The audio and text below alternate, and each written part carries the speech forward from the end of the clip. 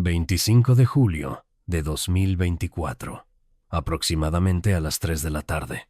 Un aeropuerto privado cerca de Santa Teresa, Nuevo México, a pocos kilómetros de la frontera con México. Una avioneta Cessna Citation modelo CJ3 aterriza en la pista. No es un vuelo comercial, no hay pasajeros regulares, no hay aduana normal, pero hay algo que hace que este aterrizaje sea histórico. Cuando esa avioneta toca tierra estadounidense, lleva a bordo a dos de los narcotraficantes más buscados del planeta. Ismael Zambada García, El Mayo, 77 años, cofundador del cartel de Sinaloa, el capo que había evadido la captura durante más de 5 décadas. El hombre que ni el gobierno mexicano ni la DEA habían podido atrapar en medio siglo de operaciones.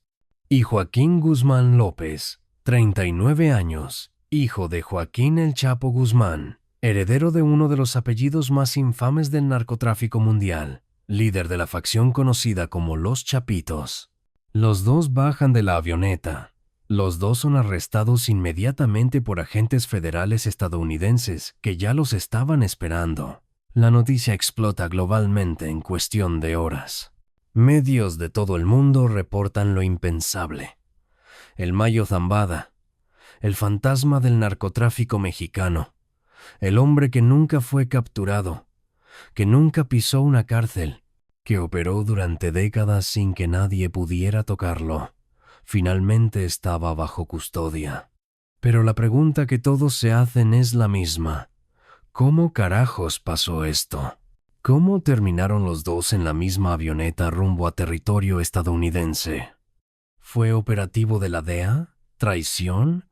¿Negociación secreta? Durante meses, las teorías abundan, pero nadie tiene la verdad completa. El gobierno estadounidense se deslinda. Dice que no participó en ningún operativo, que no tenía conocimiento previo. El gobierno mexicano está furioso. Siente que lo dejaron fuera, que si hubo operación en territorio nacional debieron avisarle. Los analistas especulan. Algunos dicen que fue entrega negociada, otros que fue trampa elaborada, otros que hubo cooperación internacional secreta.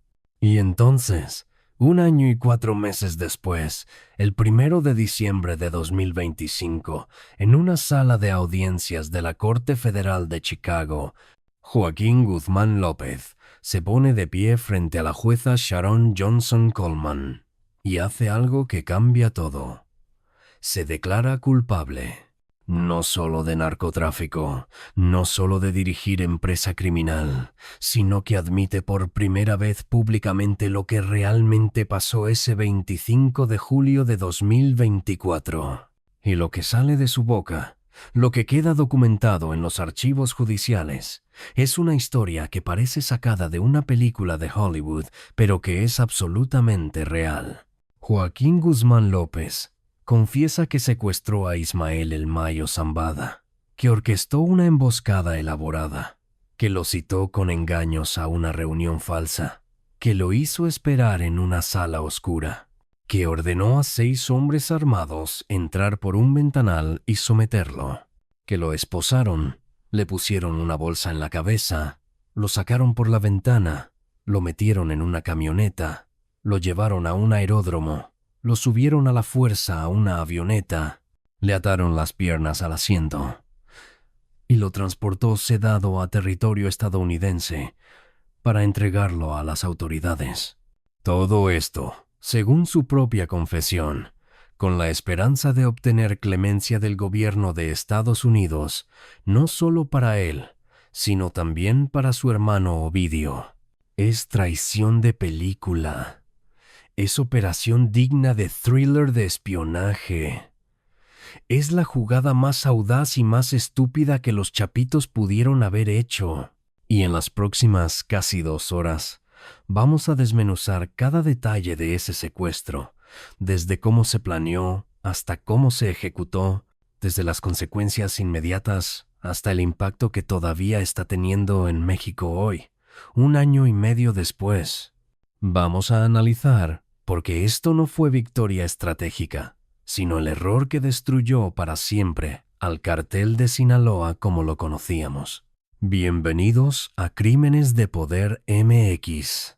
Antes de meternos de lleno, necesito poner contexto fundamental, porque para entender la magnitud de esta traición, para comprender por qué esto es una de las historias más locas del narcotráfico moderno, tienes que saber quiénes son los personajes involucrados. No es simplemente un narco traicionando a otro narco. Es hijo traicionando al compadre y socio de toda la vida de su padre. Es generación nueva destruyendo alianza que duró décadas. Es ambición desmedida, sacrificando estabilidad de toda una organización. Empecemos con Ismael Zambada García, el Mayo. Nacido en El Álamo, Sinaloa, el 1 de enero de 1948. 77 años al momento del secuestro. Para que entiendas quién es este cabrón. El Mayo Zambada es considerado por muchos analistas como el narcotraficante más exitoso de la historia moderna de México. No el más famoso, no el más violento, no el más mediático, pero sí el más exitoso en términos de longevidad, de evasión de captura, de construcción de imperio duradero. Mientras otros capos caían uno tras otro, mientras el Chapo era capturado 3 veces y finalmente extraditado, mientras los hermanos Beltrán Leiva colapsaban, mientras los Zetas se fragmentaban, el Mayo operaba desde las sombras, manteniendo el cartel de Sinaloa funcionando. Era el cerebro financiero, el estratega político, el que mantenía relaciones con autoridades, el que nunca buscó protagonismo. Hay exactamente una fotografía conocida del Mayo Zambada antes de su captura, una sola imagen borrosa de hace más de una década. Eso te dice todo sobre su método. Invisibilidad total. Durante más de 50 años, el Mayo construyó un imperio del narcotráfico sin pisar una cárcel. Evadió operativos masivos del ejército mexicano. Esquivó a la DEA. Sobrevivió guerras con cárteles rivales. Mantuvo operaciones a través de sexenios presidenciales, a través de cambios de gobierno, a través de estrategias antinarco, que cayeron a otros capos pero nunca a él. Se dice que su red de inteligencia era mejor que la del gobierno mexicano en varios estados. Tenía informantes en todos los niveles, sabía de operativos antes de que se ejecutaran, se movía siempre un paso adelante de las autoridades. Y aquí está lo importante. El Mayo Zambada no era simplemente socio del Chapo Guzmán, era el compadre del Chapo. En la cultura mexicana del narcotráfico, el compadrazgo es vínculo sagrado. Es más que amistad, es familia elegida. El Chapo y el Mayo fundaron juntos el cartel de Sinaloa en la forma moderna que conocemos. Trabajaron juntos durante décadas. Sus familias estaban entrelazadas. Cuando el Chapo fue capturado la primera vez en 1993, el Mayo mantuvo las operaciones. Cuando el Chapo escapó en 2001, volvieron a trabajar juntos. Cuando el Chapo fue capturado de nuevo en 2014 y luego en 2016, el Mayo siguió al frente. Y cuando el Chapo finalmente fue extraditado a Estados Unidos en 2017 y sus hijos, los Chapitos, tomaron el control de su facción del cartel. El Mayo los aceptó, los toleró, mantuvo la alianza, porque respetaba al Chapo. Los vio crecer. Iván Archibaldo, Jesús Alfredo, Joaquín, Ovidio, todos eran prácticamente sobrinos para él. La relación entre la familia Zambada y la familia Guzmán no era solo de negocios, era de décadas de historia compartida. Ahora hablemos de Joaquín Guzmán López. Nacido en 1986, 39 años al momento del secuestro. Es el tercer hijo varón del Chapo con Griselda López Pérez. Sus hermanos mayores son Iván Archibaldo, el líder de facto de los Chapitos, y Jesús Alfredo, el segundo al mando. Su hermano menor es Ovidio, el que fue protagonista de los 2 Culiacanazos. Joaquín es conocido como el Güero, por su tez más clara. De los 4 hermanos, Joaquín siempre fue considerado el más bajo perfil. Iván es el líder carismático, Jesús Alfredo el estratega, Ovidio el impulsivo. Joaquín era el operador, el que manejaba logística, el que no aparecía en corridos ni en redes sociales, el que mantenía relativo anonimato. Pero eso no significa que no fuera pieza clave. Joaquín manejaba rutas importantes, coordinaba envíos masivos, supervisaba operaciones de producción de fentanilo. Y aquí está el contexto crucial que explica por qué Joaquín hizo lo que hizo. Para julio de 2024, los Chapitos estaban en crisis. Ovidio había sido capturado en enero de 2023 después del segundo Culiacanazo y extraditado a Estados Unidos en septiembre de 2023. Enfrentaba cargos federales masivos por narcotráfico. La facción de los Chapitos había perdido a uno de sus líderes principales. Además, la presión del gobierno estadounidense sobre ellos era brutal. Los 4 hermanos tenían recompensas de $5 millones cada uno por su captura.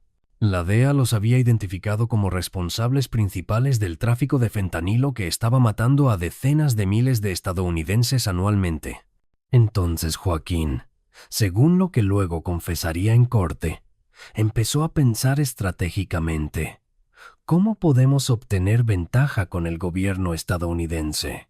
¿Cómo podemos conseguir trato favorable para Ovidio y posiblemente para nosotros mismos si eventualmente somos capturados? Y la respuesta que se le ocurrió fue audaz hasta la locura: entregar al Mayo Zambada. Piénsalo desde su perspectiva retorcida. El Mayo Zambada era el fugitivo más buscado del narcotráfico mexicano. La DEA lo quería desde hacía décadas.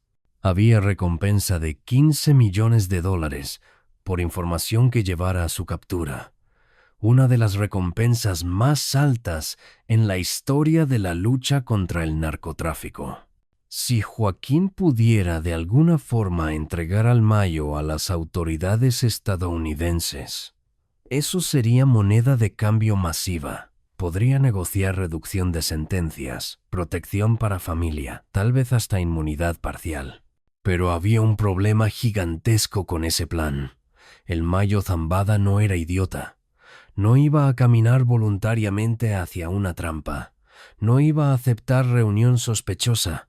Había sobrevivido 5 décadas precisamente porque era extremadamente cauteloso, porque desconfiaba de todo, porque siempre tenía 3 planes de escape.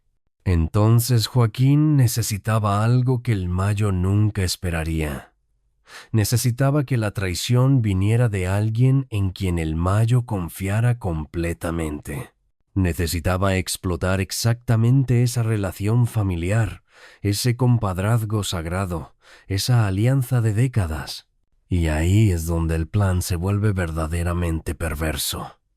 Joaquín sabía que el Mayo nunca sospecharía de él, del hijo del Chapo, del ahijado prácticamente.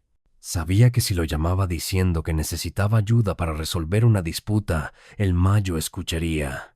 Sabía que si mencionaba que habría políticos involucrados, el Mayo vendría porque esas eran exactamente las situaciones en las que el Mayo era experto mediando. Sabía que podía usar la confianza que el Mayo tenía en la familia Guzmán como arma contra él. Según documentos judiciales que salieron a la luz después de la confesión de Joaquín, el plan se gestó probablemente durante meses. No fue decisión impulsiva de última hora. Fue operación calculada que requirió coordinación, recursos, personas de confianza dispuestas a participar en traicionar al Mayo. Y lo más importante, requirió que Joaquín estuviera dispuesto a sacrificar la alianza de décadas entre su familia y los Zambada, a romper el código sagrado del compadrazgo, a destruir la estabilidad de todo el cartel de Sinaloa, todo por la posibilidad de obtener trato favorable con el gobierno estadounidense. La pregunta que muchos se hacen es, ¿los otros hermanos sabían? ¿Iván Archibaldo y Jesús Alfredo estaban en el plan? Según análisis de expertos y reportes de inteligencia, es casi imposible que Joaquín haya actuado completamente solo. Una operación de esta magnitud, con los recursos necesarios, con el personal involucrado, requeriría al menos conocimiento tácito de los líderes de los Chapitos. Pero oficialmente, en documentos judiciales, Joaquín no ha implicado directamente a sus hermanos. Eso puede ser para protegerlos. O puede ser que realmente operó con célula pequeña de confianza. Lo que sí sabemos es que para mediados de julio de 2024, Joaquín ya tenía todo listo. Había identificado la ubicación perfecta para la emboscada. Un rancho en las afueras de Culiacán que pertenecía a un político local. Había reclutado al equipo. 6 hombres de su absoluta confianza dispuestos a someter al Mayo. Había conseguido la avioneta, un Cessna Citation, que podía hacer el vuelo de Culiacán a Nuevo México sin escalas. Había establecido el contacto con autoridades estadounidenses. Aunque el gobierno estadounidense niega haber participado en planear el secuestro, Joaquín claramente sabía que si entregaba al Mayo en territorio estadounidense, sería arrestado y Joaquín podría negociar. Y ahora venía la parte más difícil: convencer al Mayo de ir a esa reunión. Corría mediados de julio de 2024. El Mayo Zambada estaba en algún lugar de Sinaloa, probablemente moviéndose entre casas de seguridad como siempre hacía, nunca quedándose en el mismo lugar más de unas noches. A sus 77 años, el Mayo seguía operando activamente, tomando decisiones estratégicas para el cartel de Sinaloa, manteniendo relaciones políticas, supervisando operaciones masivas de narcotráfico. Su rutina era de extrema seguridad.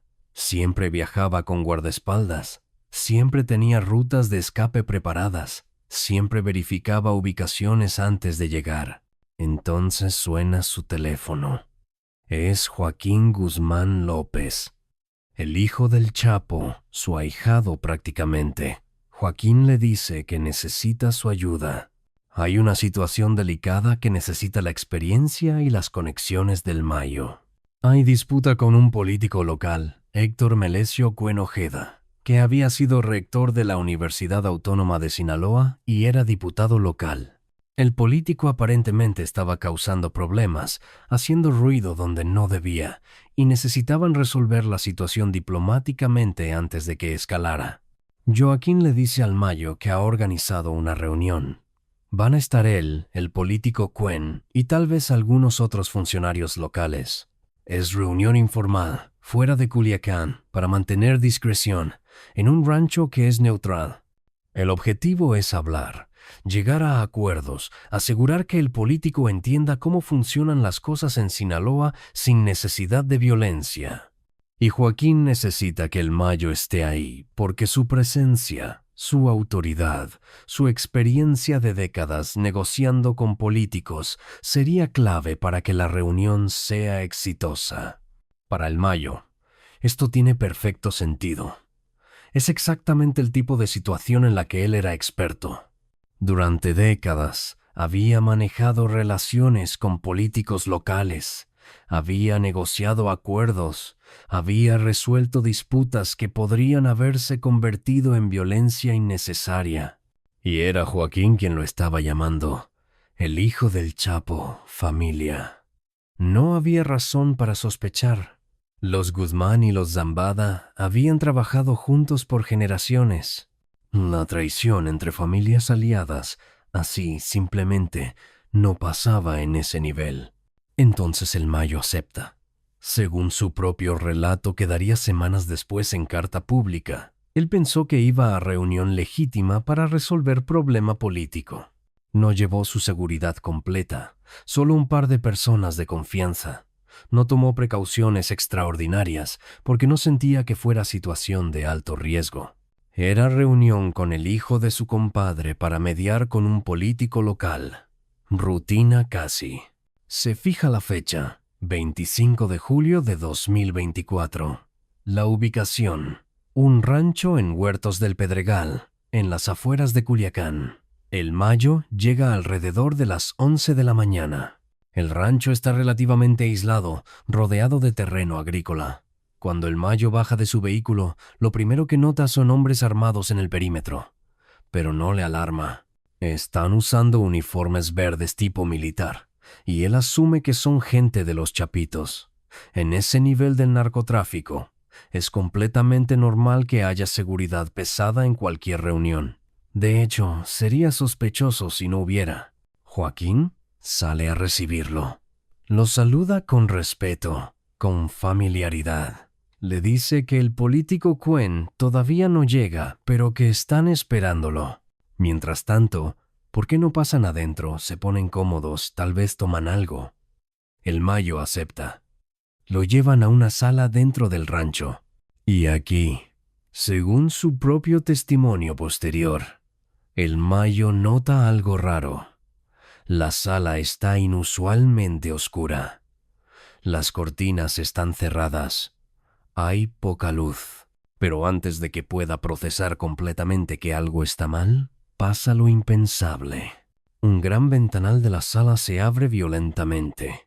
No es ventana normal que se desliza, es literalmente hombres armados entrando por el ventanal como si fuera operación táctica de película de acción. 6 hombres entran simultáneamente. No son los mismos que estaban en uniformes verdes afuera. Estos son el equipo de asalto que Joaquín había preparado específicamente para este momento. Se mueven con precisión militar. Antes de que el Mayo pueda reaccionar, antes de que pueda intentar resistirse o escapar, lo tienen en el suelo. Le ponen esposas. Le ponen bolsa o capucha sobre la cabeza para que no pueda ver. Lo levantan del suelo y lo sacan, no por la puerta principal, sino por el mismo ventanal por donde entraron. Afuera hay camioneta esperando. Lo meten en la parte trasera. El Mayo está en shock completo. En 77 años de vida, en más de 50 años de narcotráfico, nunca había sido capturado. Y ahora está siendo secuestrado, no por el gobierno, no por cartel rival, sino por el hijo de su compadre. La camioneta arranca y empieza a moverse. El Mayo no puede ver nada por la capucha, pero puede sentir que están en movimiento. Según cálculos posteriores basados en tiempos y distancias, probablemente lo llevaron a un aeródromo pequeño que estaba a menos de 30 minutos del rancho. Culiacán y sus alrededores tienen múltiples pistas de aterrizaje privadas usadas por el narcotráfico. Joaquín había preparado una con su avioneta ya lista. Llegan al aeródromo, sacan al Mayo de la camioneta, lo llevan directamente a la avioneta. Es un Cessna Citation CJ-3, avión ejecutivo pequeño con capacidad para unos 6 o 7 pasajeros. Lo suben.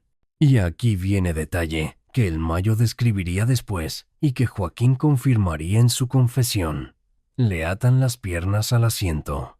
No solo lo sientan y lo amarran con cinturón de seguridad normal.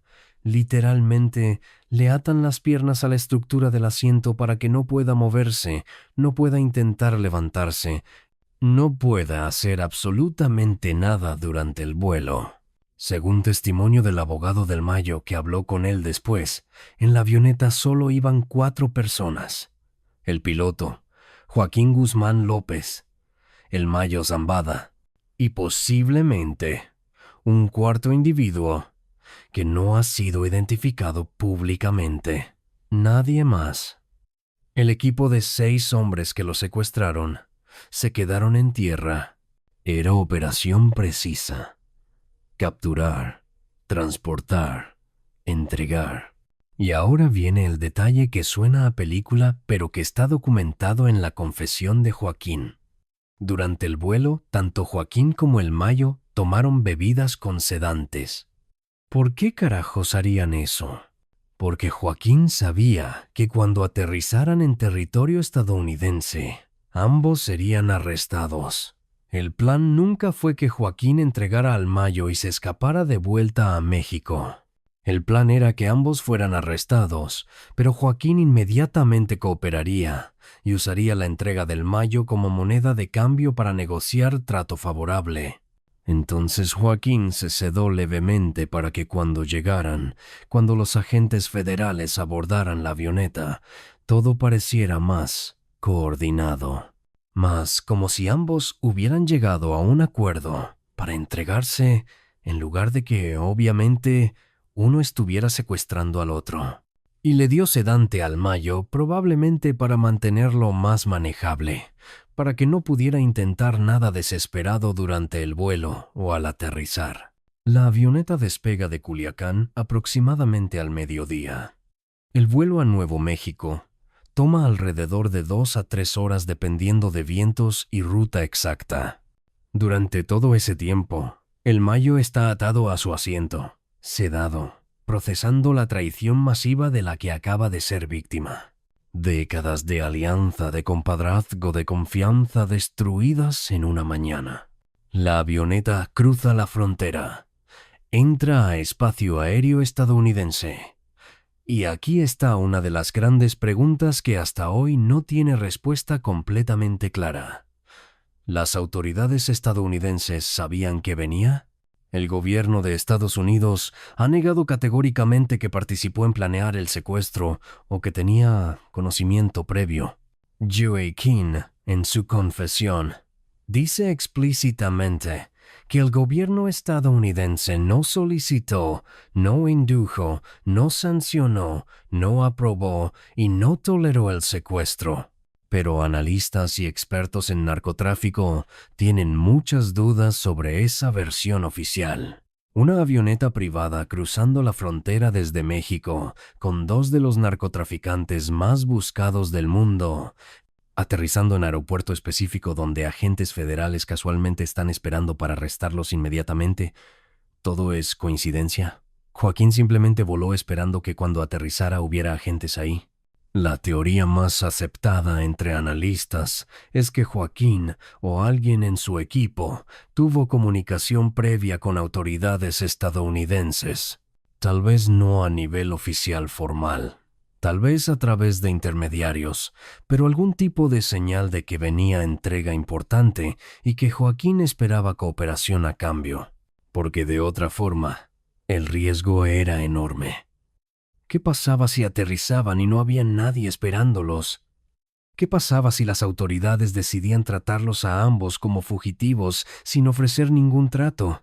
Lo que sabemos con certeza es que cuando la avioneta aterrizó en el aeropuerto cerca de Santa Teresa, Nuevo México, alrededor de las 3 de la tarde del 25 de julio, agentes federales estadounidenses ya estaban ahí. Específicamente, agentes del FBI y del Homeland Security Investigations. La avioneta ni siquiera había terminado de detenerse cuando ya estaban rodeándola. La puerta de la avioneta se abre. Joaquín Guzmán López baja primero. Levanta las manos. No opone resistencia. Es arrestado inmediatamente. Luego baja el Mayo Zambada.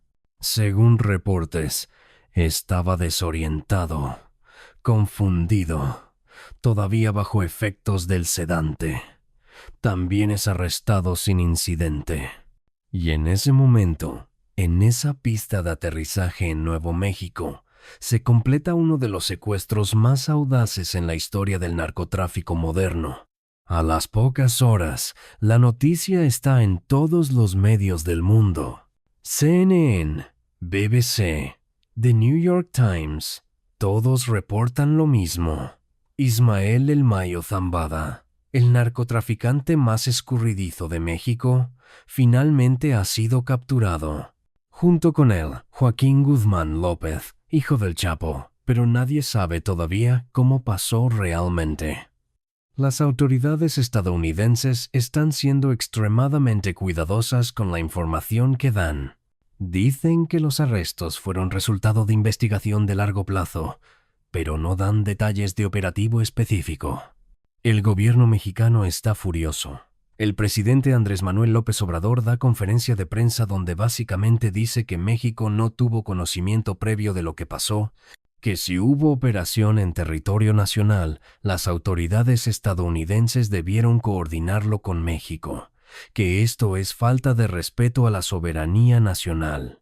La canciller mexicana contacta a su contraparte estadounidense pidiendo explicaciones. Y mientras tanto, el Mayo Zambada está en custodia federal en El Paso, Texas, procesando lo que acaba de pasarle.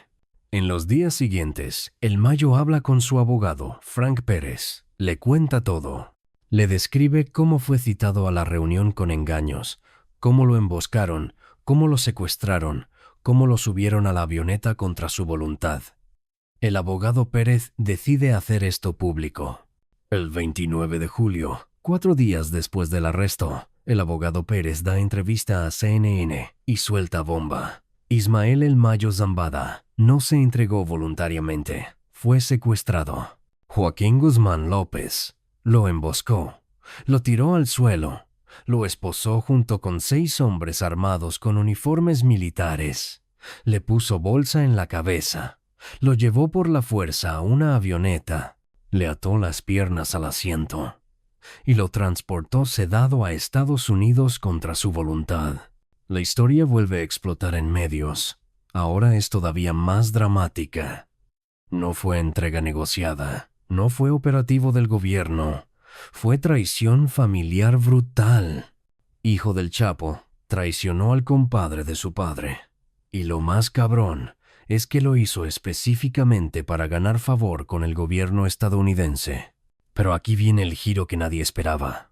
¿Recuerdan que mencioné a Héctor Melesio Cuen, el político que supuestamente iba a estar en la reunión, la excusa que Joaquín usó para atraer al Mayo? Resulta que el mismo 25 de julio, el mismo día del secuestro, Héctor Melesio Cuen fue asesinado en Culiacán. Apareció muerto en una gasolinera con múltiples impactos de bala. Oficialmente, las autoridades locales reportaron que Cuen fue víctima de intento de robo que salió mal. Pero analistas y periodistas empezaron a conectar puntos. Cuen realmente iba a estar en esa reunión.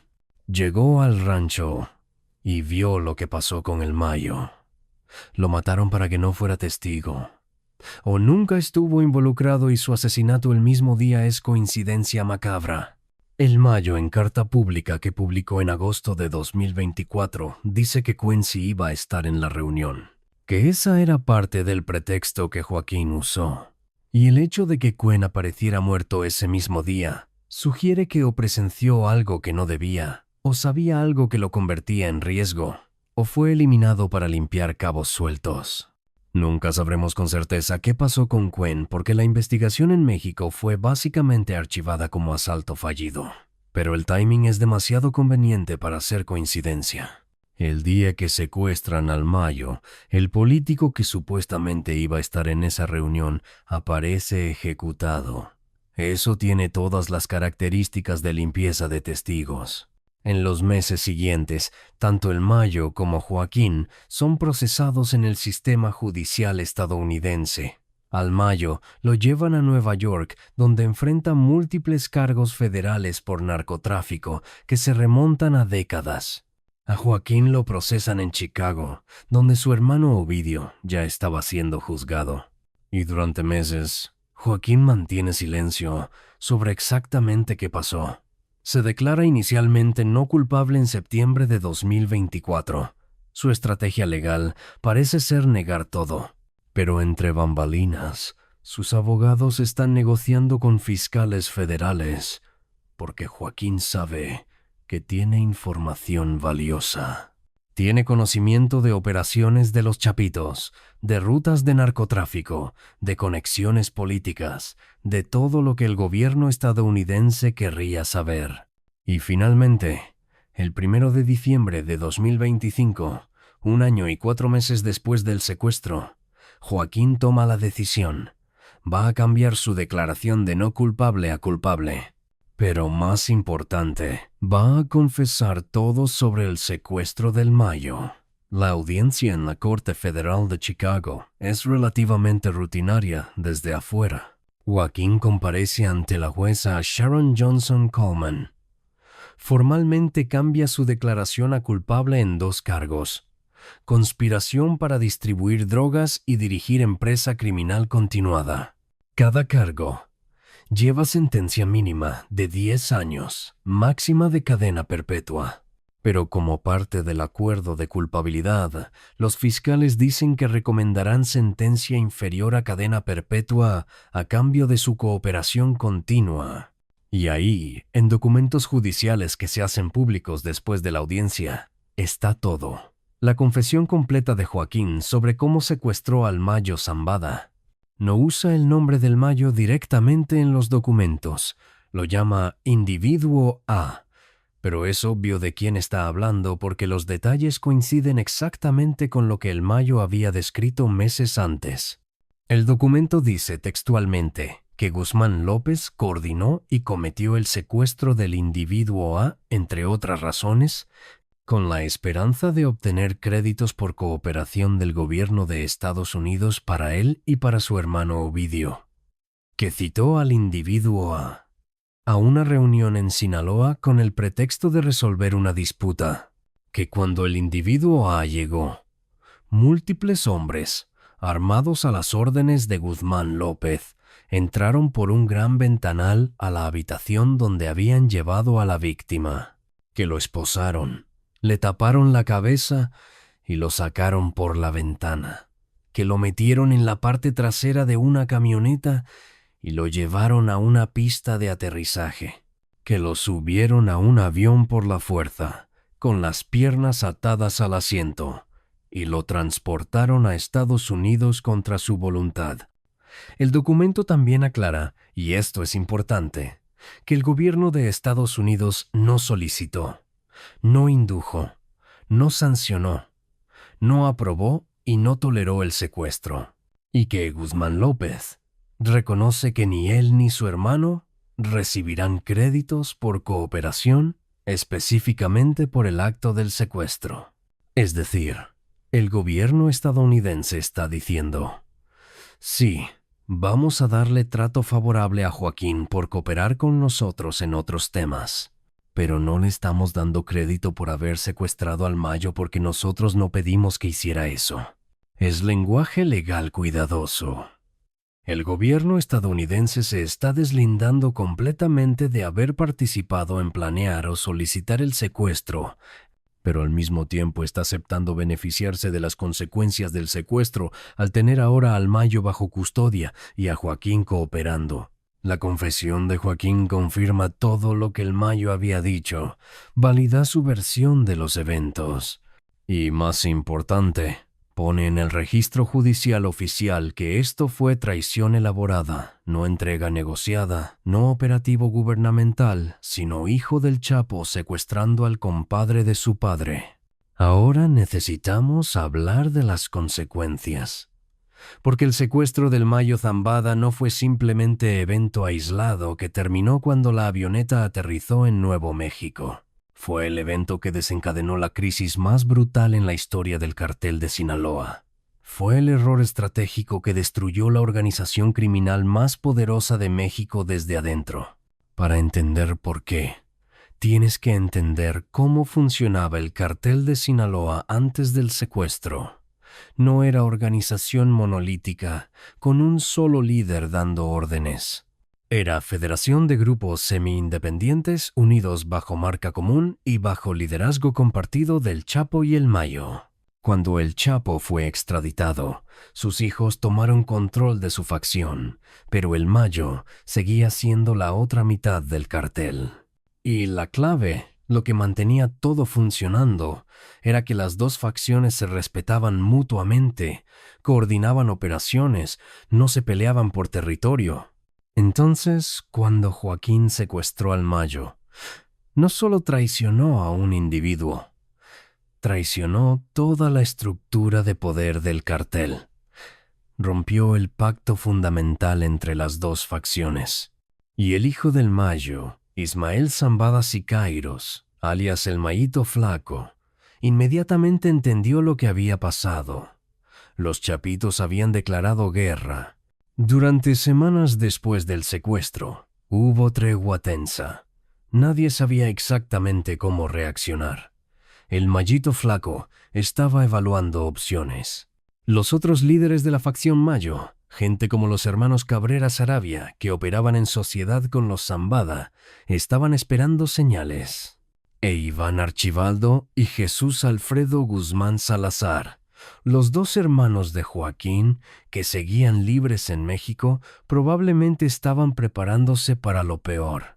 Y entonces, el 9 de septiembre de 2024, explotó todo. Culiacán se convirtió en zona de guerra. Empezaron enfrentamientos masivos entre células de los Chapitos y células de la Malliza, como se conoce a la facción de los Zambada. Bloqueos en calles principales, balaceras en pleno día, gente corriendo buscando refugio, escuelas cerrando, negocios bajando cortinas. Y esta guerra civil no era como conflictos previos entre cárteles en México. No era un grupo intentando invadir territorio de otro grupo. Era el mismo cartel matándose a sí mismo. Gente que había trabajado junta durante años, que había estado en las mismas operaciones, que se conocían personalmente, ahora se estaban cazando en las calles de Culiacán. Las cifras son brutales. En los primeros meses de violencia, entre septiembre y diciembre de 2024, más de 200 personas murieron en enfrentamientos relacionados con la guerra civil del cartel de Sinaloa, solo en Culiacán y municipios aledaños. Y esos son números oficiales conservadores. Analistas independientes estiman que la cifra real es mucho mayor. Para enero de 2026, 1 año y 4 meses después del secuestro, el número de muertos relacionados con la guerra civil supera 500. 500 personas muertas porque Joaquín Guzmán López decidió secuestrar al Mayo para ganar favor con el gobierno estadounidense.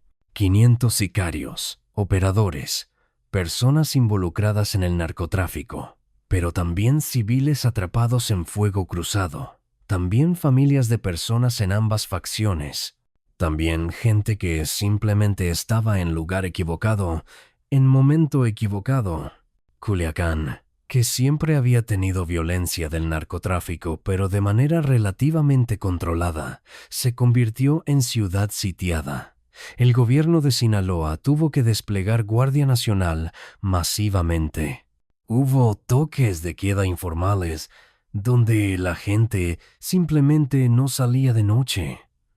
Negocios quebraron porque nadie quería arriesgarse a estar en la calle.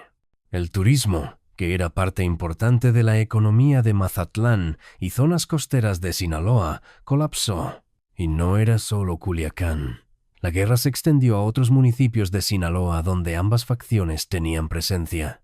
Cozalá, Badiraguato, Navolato, Elota, todos vivieron incrementos masivos en violencia. Cada facción tratando de expulsar a la otra, de consolidar territorio, de mostrar fuerza. Pero aquí viene lo verdaderamente devastador para los Chapitos. Mientras estaban quemando recursos, personal y tiempo peleando contra la Malliza, sus enemigos externos aprovecharon la oportunidad. Específicamente, el cartel Jalisco Nueva Generación vio la guerra civil en Sinaloa como invitación abierta para expandirse. El CJNG había estado peleando contra el cartel de Sinaloa en múltiples estados durante años. Zacatecas, Guanajuato, Baja California, Chiapas, todos eran campos de batalla donde células de Sinaloa y células del CJNG se enfrentaban constantemente. Pero ahora, con el cartel de Sinaloa fragmentado y las dos facciones principales matándose entre sí, el CJNG pudo avanzar en territorios donde antes Sinaloa era demasiado fuerte. En Chiapas, donde ya había guerra entre células de Sinaloa y el CJNG, la facción de Sinaloa colapsó casi completamente en los meses después del secuestro del Mayo, porque no podía mantener dos guerras simultáneas. En Zacatecas, el CJNG consolidó control de la mayoría del estado. En Tijuana, donde históricamente Sinaloa dominaba, el CJNG ganó territorio significativo. Y luego vino lo impensable. En octubre de 2024, apenas unos meses después del secuestro, empezaron a salir reportes de que los Chapitos estaban buscando alianza con el CJNG, con el cartel que había sido su enemigo más brutal durante años, con la organización liderada por el Mencho, que secuestró a Iván Archibaldo y Jesús Alfredo en 2016 en Puerto Vallarta, con el grupo que les había matado gente, que les había disputado territorio, que representaba todo lo opuesto a la forma tradicional de operar del cartel de Sinaloa. Pero los Chapitos estaban desesperados. Estaban peleando guerra en múltiples frentes, contra la Malliza en Sinaloa, contra presión del gobierno mexicano, contra operaciones de la DEA, contra expansión del CJNG. Necesitaban aliados, y el CJNG, pragmático como siempre, vio oportunidad. Según reportes que salieron después, las dos organizaciones llegaron a acuerdo. El CJNG ayudaría a los Chapitos contra la Malliza a cambio de que los Chapitos les cedieran territorio en estados clave como Chiapas, Zacatecas y Nayarit. Esa alianza de desesperación. Los Chapitos básicamente están entregando territorios que el cartel de Sinaloa controló durante décadas con tal de obtener ayuda para sobrevivir la guerra que ellos mismos empezaron. Y analistas como David Salcedo han señalado que el CJNG no está realmente ayudándolos tanto como los Chapitos esperan. El CJNG está dando apoyo mínimo, suficiente para mantener a los Chapitos peleando y debilitándose más, mientras el CJNG consolida control de los territorios que los Chapitos les ceden. Es estrategia brillante del CJNG. Dejar que tus enemigos se destruyan a sí mismos mientras tú expandes territorio. Y es desastre total para los Chapitos. Ahora hablemos de algo que casi nadie menciona, pero que es absolutamente crítico. Lo que el Mayo no sabía hasta el momento del secuestro. Porque cuando Joaquín lo citó a esa reunión, cuando el Mayo aceptó ir, él confiaba no solo en Joaquín, sino en toda la familia Guzmán. Confiaba en que la alianza de décadas entre su familia y los Guzmán seguía siendo sagrada. Confiaba en el compadrazgo, en los códigos no escritos del narcotráfico sinaloense donde la palabra vale más que contratos legales. Lo que el Mayo no sabía, lo que no podía haber anticipado, es que esos códigos habían muerto con la generación del Chapo. Los hijos del Chapo, los Chapitos, no operan con las mismas reglas que operaban sus padres. Para el Chapo y el Mayo, el compadrazgo era vínculo sagrado. Traicionar al compadre era impensable, era como traicionar a hermano de sangre. Pero para Iván, Jesús Alfredo, Joaquín, Ovidio, todos criados en riqueza extrema, todos acostumbrados a tener poder desde jóvenes, esas tradiciones son solo inconvenientes. Y hay evidencia de que el secuestro del Mayo no fue decisión solo de Joaquín. Es casi imposible que operación de esa magnitud se hiciera sin conocimiento de Iván Archibaldo. Como líder de facto de los Chapitos, como el hermano mayor, como el que toma decisiones estratégicas principales, Iván tenía que saber. Tal vez no participó directamente. Tal vez no estuvo en el rancho cuando pasó el secuestro, pero saber del plan, aprobar el plan, proporcionar recursos para el plan, eso casi seguro que pasó. Lo que significa que la traición al Mayo fue traición familiar. No fue Joaquín actuando solo por ambición personal. Fue los hijos del Chapo, colectivamente, decidiendo que sacrificar la alianza con los Zambada valía la pena si podían ganar favor con el gobierno estadounidense. Fue cálculo frío donde pesaron las opciones y decidieron que traicionar al compadre de su padre era estrategia aceptable. Y ese cálculo resultó ser el error más grande en la historia de los Chapitos. Porque lo que lograron no fue protección ni tratos favorables. Lo que lograron fue destruir su propia organización desde adentro, unificar a todos sus enemigos contra ellos, y acelerar su propia caída. Piénsalo así. Antes del secuestro del Mayo, en julio de 2024, los Chapitos eran la facción dominante de uno de los cárteles más poderosos del mundo. Controlaban rutas masivas de narcotráfico, tenían aliados en todo México y Estados Unidos, generaban miles de millones de dólares anuales. Estaban bajo presión de autoridades estadounidenses, sí, pero operaban efectivamente. Ahora, en enero de 2026, un año y medio después del secuestro, los Chapitos están en caída libre. 2 de los 4 hermanos están presos en Estados Unidos cooperando con autoridades. Los otros 2, Iván y Jesús Alfredo, están escondidos probablemente en Sinaloa, con círculo de confianza reduciéndose constantemente. Su organización está fragmentada por guerra civil. Han perdido territorio masivo ante el CJNG. Sus jefes de seguridad siguen siendo ejecutados uno tras otro. El Nini fue capturado en 2023. El 27 fue asesinado en 2024. El Panu fue ejecutado en diciembre de 2025. De hecho, el asesinato de El Panu es evidencia perfecta de cuán vulnerables están los Chapitos ahora. El Panu Óscar Noé Medina González era el jefe de seguridad de los Chapitos, el número 2 en su estructura después de Iván Archibaldo. La DEA tenía recompensa de $4 millones por su captura. Y fue ejecutado con precisión quirúrgica el 21 de diciembre de 2025 en pleno restaurante de la Zona Rosa en Ciudad de México, a cuadras de la sede de la Secretaría de Seguridad Ciudadana. Un sicario entró al restaurante, caminó directo a la mesa del Panu, le disparó 12 veces a quemarropa y salió caminando. Escapó a pie. Se mezcló entre los transeúntes en Paseo de la Reforma. Desapareció. Operación profesional, planeada con detalle, ejecutada con frialdad.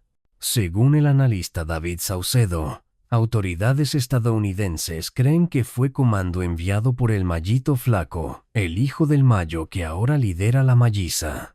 Es mensaje claro. La Mayiza puede llegar a los Chapitos donde sea. Si pueden ejecutar al jefe de seguridad en plena Ciudad de México, en zona turística llena de gente, pueden llegar a cualquiera. Y los Chapitos lo saben. Por eso Iván y Jesús Alfredo están escondidos. Por eso no han hecho apariciones públicas. Por eso su círculo de confianza es cada vez más pequeño porque no saben en quién pueden confiar. Y ahora viene la ironía más brutal de toda esta historia. Joaquín secuestró al Mayo con la esperanza de obtener créditos con el gobierno estadounidense para él y para Ovidio.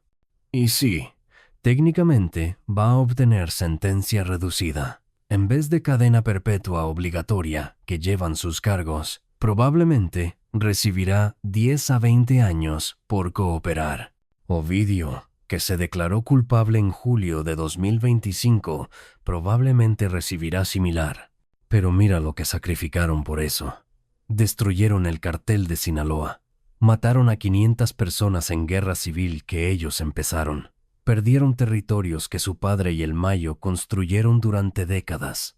Pusieron a sus hermanos Iván y Jesús Alfredo en peligro mortal constante. Convirtieron a toda la facción de los Zambada en enemigos que los van a perseguir hasta matarlos. Se vieron forzados a aliarse con el CJNG, sus peores enemigos históricos, y cederles territorio. Todo eso para obtener 10 o 20 años de sentencia en vez de cadena perpetua. 10 o 20 años que de todas formas van a pasar en prisión federal de máxima seguridad en Estados Unidos. Porque no hay trato que los vaya a liberar completamente. No hay cooperación suficiente que los deje salir sin castigo. Van a estar presos. Sus hermanos van a ser capturados o asesinados eventualmente. Y el imperio que su padre construyó va a ser solo nota al pie de página en la historia del narcotráfico mexicano. Y el Mayo Zambada, el hombre que ellos traicionaron, también va a pasar el resto de su vida en prisión. Pero al menos el Mayo tiene algo que ellos nunca tendrán: respeto. El Mayo operó durante 50 años sin traicionar a nadie de su círculo cercano. Nunca vendió a sus socios. Nunca sacrificó a su gente para salvarse a sí mismo. Hasta el final, hasta que fue literalmente secuestrado y no tuvo opción, el Mayo mantuvo los códigos. Los Chapitos, en contraste, traicionaron al compadre de su padre. Apenas tuvieron oportunidad de ganar algo con eso. Y esa traición va a ser lo que los define en la historia. No van a ser recordados como los herederos del Chapo que mantuvieron el imperio.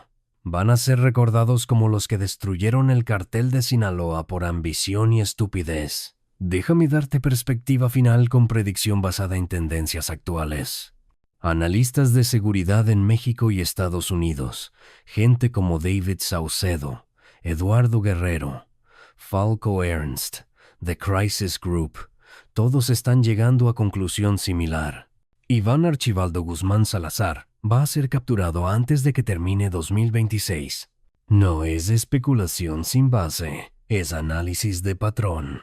Su círculo de seguridad sigue siendo eliminado. El Pano era el tercero o cuarto jefe de seguridad que cae en menos de 2 años. Cada vez que pierden un jefe de seguridad, tienen que reemplazarlo con alguien de menos experiencia, menos confianza, menos capacidad. Es degradación constante de su aparato de protección. Su base territorial sigue reduciéndose.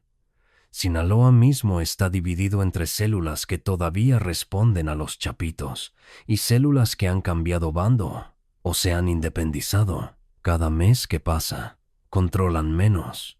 Sus aliados siguen abandonándolos. Células que antes trabajaban con los Chapitos están viendo hacia dónde va la corriente y están haciendo deals con el CJNG o con la Malliza o volviéndose independientes.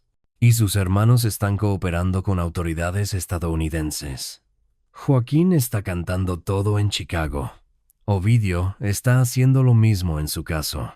Y aunque oficialmente no están dando información específica sobre ubicación de Iván y Jesús Alfredo, están dando información sobre estructura, sobre métodos de operación, sobre casas de seguridad que usan, sobre gente de confianza. Todo eso ayuda a las autoridades a cerrar el cerco. Entonces, cuando analistas dicen que Iván probablemente será capturado en 2026, no están adivinando. Están observando patrón claro de organización en colapso, donde el líder está cada vez más aislado, más vulnerable, más sin opciones. Y cuando Iván caiga, ya sea por captura o por asesinato, los Chapitos como facción dejan de existir. Jesús Alfredo solo no puede mantener la organización. Los operadores restantes van a dispersarse, van a buscar otros empleadores, van a cambiar de bando. El territorio que todavía controlan va a ser absorbido por el CJNG, o por la Malliza, o por grupos locales más pequeños. El cartel de Sinaloa como lo conocíamos, la organización que dominó el narcotráfico mexicano durante décadas, va a ser historia. Van a quedar células independientes usando el nombre, van a quedar operadores que dicen ser de Sinaloa, pero la estructura unificada, el poder coordinado, la influencia masiva, todo eso se va a haber ido. Y la causa raíz de ese colapso, el evento que empezó la cadena de destrucción, fue el secuestro del Mayo Zambada el 25 de julio de 2024. Esa fue la decisión que no tiene reversa. El error del cual no hay recuperación. En 100 años, cuando historiadores estudien el narcotráfico mexicano del siglo XXI, van a identificar ese secuestro como el momento bisagra. Antes del secuestro del Mayo, cartel de Sinaloa, como superpotencia criminal. Después del secuestro del Mayo, fragmentación, guerra civil, colapso. Es parteaguas histórico. Y Joaquín Guzmán López, el hombre que lo planeó y ejecutó, va a pasar el resto de su vida en prisión federal, sabiendo que su jugada para ganar favor con el gobierno estadounidense terminó destruyendo todo por lo que su familia había trabajado durante generaciones. Esa es la historia completa del secuestro del Mayo Zambada. No es historia de éxito criminal, no es ejemplo de estrategia brillante. Es historia de traición, que salió espectacularmente mal, de ambición que excedió inteligencia, de generación nueva que no entendió que algunos códigos existen por razones importantes. El Mayo va a morir en prisión, Joaquín va a morir en prisión, Ovidio va a morir en prisión, Iván va a terminar en prisión o asesinado. Jesús Alfredo igual. Y el cartel de Sinaloa va a ser reemplazado por el CJNG como la organización criminal dominante en México. Todo porque un cabrón de 39 años pensó que era buena idea secuestrar al socio de su padre. Esa es la verdad.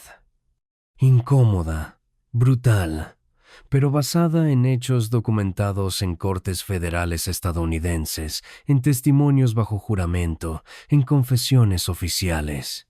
Gracias por quedarte casi 2 horas completas en este análisis. Si esta investigación te dio perspectiva sobre uno de los eventos más importantes del narcotráfico moderno, dale like y suscríbete. Comparte esto con gente que quiera entender realmente qué pasó en julio de 2024 y por qué México está como está ahora. Esto ha sido Crímenes de Poder MX. Nos vemos en el próximo análisis.